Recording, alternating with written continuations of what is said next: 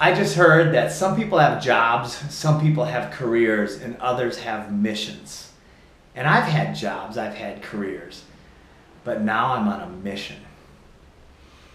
We need to make some changes now, or the world we're living in, the systems that we count on for our survival are going to collapse.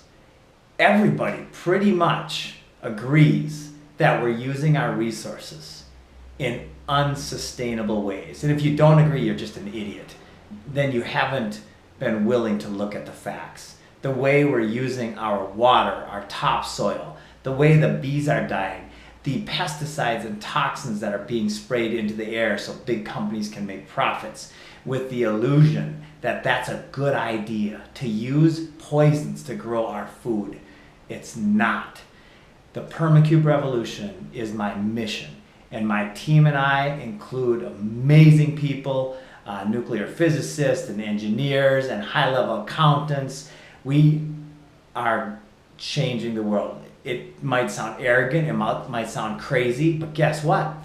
After being an eco-village developer and a permaculture advocate for many years now, I have come to believe that it's my fucking duty to do this, because there are some awesome people out there doing it, but there needs to be more. And if you are aware of what's going on and you're not doing anything about it, then shame on you. Seriously, that's fucked up. You got to do something about it for the sake of our grandkids, unless you're just that egotistical where you don't give a shit about anybody in the future. So let's make a difference. That's the end of my rant. Now let's get positive and let's get creative. Let's use the creative part of our mind and ask new questions. How can we change things so that our systems survive? And guess what? The answers are already there. And that's kind of how the PermaCube revolution was born. We can change things by making it easier and more convenient, because what Americans hate most is inconvenience, right?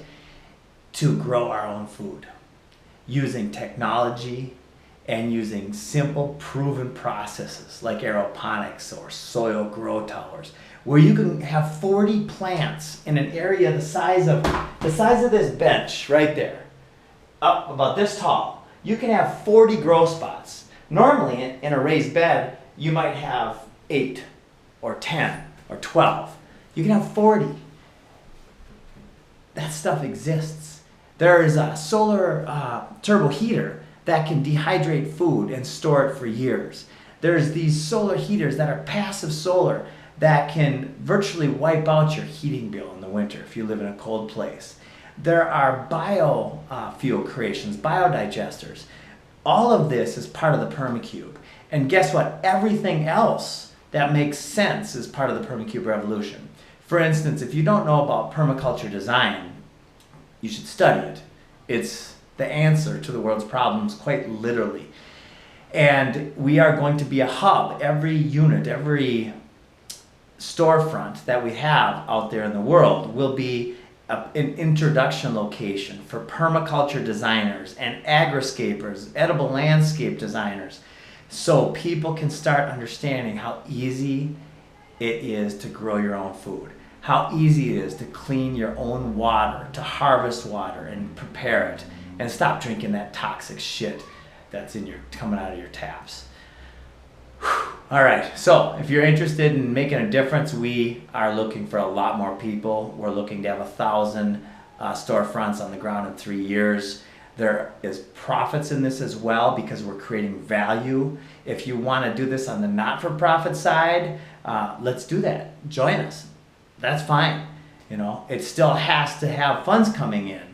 So this idea of not-for-profit is really kind of an illusion. It's a kind of a game that a lot of people play. But however, as long as the results happen, and the results mean food decentralization, organic food, clean water creation for everybody, food and water security for all. All right? So if you want, email is best for me, jimpgale@gmail.com. That's JIMP as in Patrick, GALE @gmail.com. Ciao for now.